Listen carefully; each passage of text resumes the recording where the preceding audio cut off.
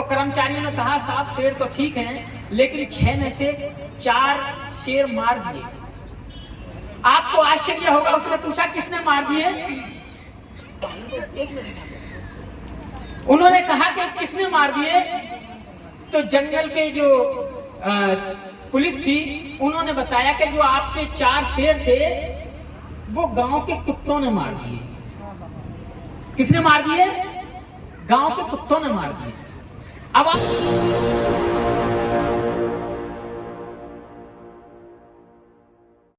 मैं नीलम जी को बुलाने से पहले आ रहा था, लेकिन वो पहले आगे में परिचय देता कि नीलम जी, ये गोरखपुर में एक आंदोलन हो रहा था जमीन के लिए, वहां के लिए जा रहे थे। तो शाम को आए, शाम को सामने साथ ही खाना खाया था और रात की इनकी ट्रेन थी आनंद विहार बस रेलवे स्टेशन से ही ये पहुंचे। फिर दूसरे दिन खबर मिली कि तो जेल में है। सरकार को इतनी दहशत हुई क्योंकि उस दिन वहां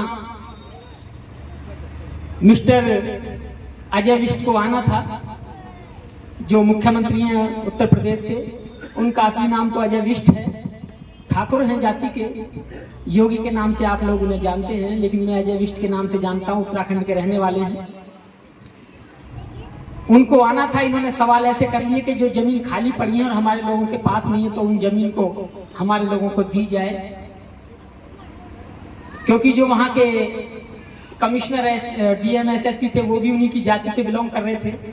तो वहां से आदेश हुआ कि महिलाएं तो क्या हुआ, उठा लो, डाल दो जेल में, और इन्हें उठा के जेल में डाल दिया। 21 दिन बाद इनकी जमानत हुई, 22वें दिन इनकी रिहाई हुई। तो 22 दिन ये जेल में रह के आए। ऐसे लोग बहुत कम हैं जो पूरे परिवार के साथ निकलते हैं।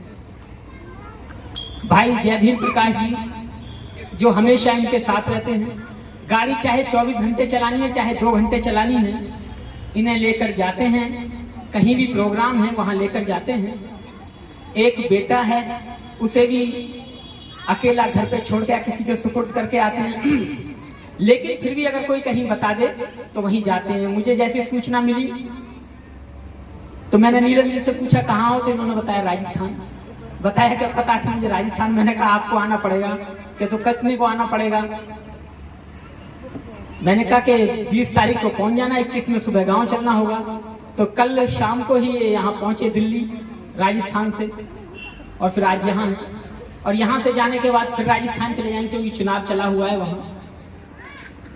हमारे साथी चंद्रवीर जी हैं, वहाँ से आदेश हुआ, मैं बिलासपुर में था क्योंकि मैंने भी चीवल ले रखा था 10 दिन के लिए। मैं भी वहाँ भिक्षु बना हुआ था आश्रम में। तो मैंने चंद्रवीर जी को भेजा कि चंद्रवीर जी आप देखिए। तो फिर वहाँ इलेक्शन चले हुए हैं, इस प्रोग्राम को खत्म करके फिर जाना है। 25 में फिर प्रोग्राम तो वापस में आना है। यानी कि जो एक कार्यकर्ता होता है वो 1000 आदमियों के बराबर कार्य कर रहा होता है।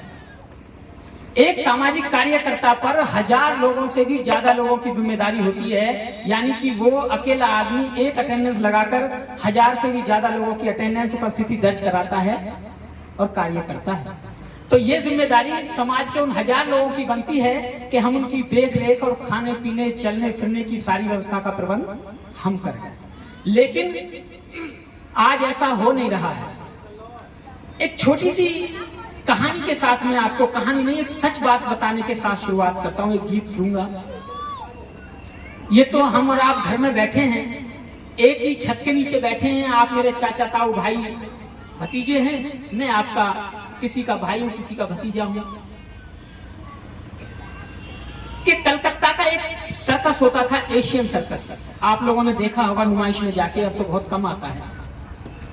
एशियन सर्कस में भालू, कुत्ते, हाथी सब खेल दिखाते थे, देखे होंगे सबने।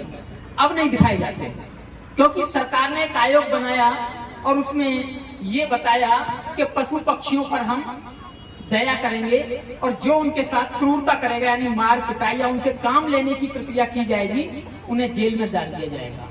और सर्कस वालों से ये कह दिया कि आप इन जानवरों को अब कर्तव्य नहीं दिखाएंगे, न बिठा के खिलाएंगे या इन्हें जंगल में छोड़ो, क्योंकि ये जंगल के प्राणी हैं, ये भी आपकी तरह आजाद रहना चाहते हैं। तो एशियन सर्कस के मालिक ने कहा कि जो मेरे शेर हैं ये कहाँ जाएंगे, मेरे जो भालू हैं, बंदर हैं, जिनसे मैं करतब दिखाता हूँ, इतने हाथी हैं, क्या होगा? कि वो हम नहीं जानते, वो आप कुछ क्या कर सकते हैं आप जाने, हम कुछ नहीं करेंगे।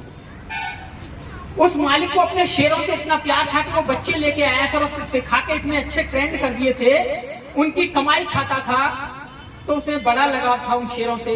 उसने कहा मैं घर बिठा के खा लूंगा इन शेरों को, लेकिन जंगल में नहीं छोड़ूंगा। और उसने जंगल में नहीं छोड़े और कम से कम 6-7 महीने तक उन्हें अपने घर से मांस जो खिलाता था वो खिलाता रहा। लेकिन अपने 10-12 शेरों का मांस रोजाना आए और कमाई ना हो तो फिर कोई आदमी खाली बिठा के कहां तक खिला सकता है। आलम ये हुआ, स्थिति ये हुई कि उसने सोचने पर मजबूर हुआ। उसने सोचा कि क्यों ना इन शेरों को जंगल में छोड़ दिया जाए, और उसने सरकार से गुजारिश की कि मैं इन शेरों को जंगल में छोड़ना चाहता हूं, अब मेरे बस की बात नहीं है कि मैं इन्हें घर बिठा के खिला सकता। अब सरकार ने कहा कि आपके जानवरों की पूरी सुरक्षा की जाएगी, आप इन्हें जंगल में छोड़ सकते हैं। एक दिन वो आया कि उसने उन जानवरों को ट्रक में भरा और जंगल में छोड़ दिया। जब जंगल में छोड़ दिया, बीच बीच में मालिक पूछता रहता था कभी मेरे शेरों का क्या हुआ, ठीक है? कि हाँ ठीक है। अब 6 महीने गुजर गए। एक बार मालिक ने पूछा भाई मेरे शेर कैसे हैं? तो कर्मचारियों ने कहा साहब शेर तो ठीक हैं, लेकिन 6 में से 4 शेर मार दिए।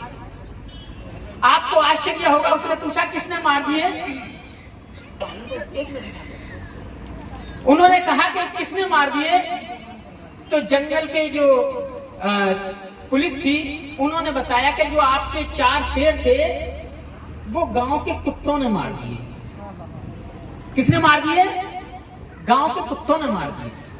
अब आप सोच के असमंजस में होंगे कि गांव के कुत्ते शेरों को कैसे मार सकते हैं। ये बात सच है, क्योंकि वो शेर बचपन से मालिक के पास रहे, पिंजरे में बंद रहे, उन्होंने कभी शिकार नहीं किया। उन्हें तो उबला हुआ मांस मिलता था जो कच्चे से भी अच्छा लगता था। उन्हें पता ही नहीं था कि शिकार कैसे किया जाता है, भोजन कैसे बनाया जाता है, भोजन कैसे खाया जाता है। यानी कि 4 शेर भूखे मर गए। मेरे कहने का मतलब ये है कि भंते जी बहुत बड़ी बात यहाँ कह के गए थे, मुझे नहीं कहनी चाहिए, घर में कह दें तो बुरी लग जाती है, लेकिन कहने का ये है कि आप अपने बच्चों को उन शेरों की तरह मत बनाना ताकि उन्हें कुत्ते भी मार दें। ये मैंने आंखों से देखा है। हमारे एक रिश्तेदार थे, उन्होंने इतनी संपत्ति जोड़ी, बच्चे पूछते भी थे कहां से आई संपत्ति, अबे खाए जाओ। एक वक्त वो आया तो उनके बच्चे ये देखते थे कि अब संपत्ति कहां से आए। वो तो शुक्र है कि उन्होंने 10-20 प्लॉट ले रखे थे कि अब इसे बेच दो, 2-4 साल काम चले, अब ऐसे बेच दो, 2-4 साल बाद के आपके बड़े वाले को बेच दो, 10 साल निकल गई। ऐसे आलम। उन्होंने अपने बच्चों को ये नहीं बताया कि पैसा कैसे कमाया जाता है, कैसे खर्च किया जाता है। अर्थात उन्होंने जो कमाया था बस कमाए जाओ, बच्चों की तरफ नहीं देखा और बच्चों ने वो संपत्ति वहीं कर दी जहां से वो लेकर आए थे। यानी कि शेरों को इतना जरूर सिखाना कि वो इतना शिकार करना जरूर सीख जाएं कि कुत्तों के द्वारा ना मारे जाएं। अपने बच्चों को इतना जरूर कह देना कि भाई हम मकान बना के तो दे सकते हैं, लेकिन पैसा कमा के पेट भरना आपकी जरूरी है। 4 पीढ़ियों का ठेका मत लेना। लेकिन लोग आज 4 पीढ़ियों का ठेका ले रहे हैं कि मेरे बच्चे पढ़ जाएं, उसके बाद में मेरे पोतों के लिए और बन जाए। भाई मैं तो अपने जीते जी पोतों के लिए करके जाऊंगा। इसका मतलब तेरे बच्चे नालायक हैं, अपने बच्चों के लिए नहीं कर सकते। दूर की दृष्टि अगर एक पिता ने देखी तो वो हमारे पिता का भी पिता, हमारे पिता का भी पिता और हमारे पिता का भी पिता, यानी हमारा बाबा था। वो बाबा था बाबा साहब डॉक्टर अम्बेडकर, जिसको पता थी अगर मैंने अपनी संतानों की तरफ देख लिया तो ये जो मेरे पोते बैठे हैं इनके पास छप्पड़ भी नहीं होंगे। आज छप्पड़ तो है। और अगर यही आलम रहा, यही रहा, तो सरकार आपकी सारी जमीन एक्वायर करके अंबानी अडानी को दे देगी और आपसे ये कहेगी खेती करे जाओ और बीज लिए जाओ और हमें दिए जाओ, और घाटा आ गया, फसल मर गई तो इतने काट लो, अगली बार लिए जाएंगे। और ये प्लान बन रहा था, वो तो शुक्र है कि किसानों को अकल आई, वो धरने पर बैठे, उस कानून को रोका गया। और अगर इस बार भी 2024 में सरकार नरेंद्र मोदी रजिस्ट की आ गई तो आपकी जमीनें एक्वायर होकर मोदी जी को दे दी जाएंगी, अडानी को दे दी जाएंगी, अंबानी को दे दी जाएंगी, और खेती वो तुमसे कराएंगे कि क्या बोना है क्या नहीं बोना है। इसलिए बाबा साहब ने जो संविधान बनाया उसमें हमारे अधिकार हैं बोलने के लिए कि हमें कैसे खाना है, कैसे रहना है, पढ़ाई लिखाई कैसे करनी है। अभी वक्ताओं ने बताया, हमारे बीच में भी दो और वक्ता हैं, बहादुरगढ़ से चल के आए संदीप टाक जी हमारे भाई, और दूसरे भाई हमारे इंजीनियर चंद्रवीर जी। बड़े अच्छे वक्ता हैं, जब आप सुनेंगे तो आपको झकझोर कर रख देंगे। जिनमें से एक वक्ता को आपने सुन लिया, नीलम जी को। तो इसलिए ये हमारा दायित्व बनता है कि अपने बाप की विरासत को संभाल के रखना, और जो औलाद अपने बाप की विरासत को संभाल लेती है वो सुपुत्र कहलाते हैं, और जो बेच खाती हैं वो कुपुत्र कहलाती हैं। इसलिए बाबा साहब की जो बदौलत, धन दौलत है, संपत्ति है, वो है भारतीय संविधान और बुद्ध और उनका धम्म। इन दोनों को हमें संभाल के रखना है, अर्थात हमें बाबा साहब के अनुसार ही कार्य करने हैं। किसी अन्य धर्म से हमारा कोई लेना देना नहीं है, और भारतीय संविधान की रक्षा करनी है। इसका जन्मदिन मना रहे हैं हम, क्योंकि किसी कारण परिस्थिति के कारण 26 नवंबर को ना मना के 21 नवंबर को किया जा रहा है। तो वो संविधान जिसकी बदौलत हम सब यहाँ आज बैठे हैं, एकत्रित हुए हैं, ऐसे संविधान को हम नमन करते हैं। पीछे उसके भी लिखा हुआ है कि भारतीय संविधान दिवस चिरायु हो, यानी कि अमर रहे, ये संविधान ऐसा ही रहे। तो ऐसे बाबा साहब के संविधान को हम सत नमन करते हैं कि बाबा साहब आपने संविधान हमें ऐसा बनाकर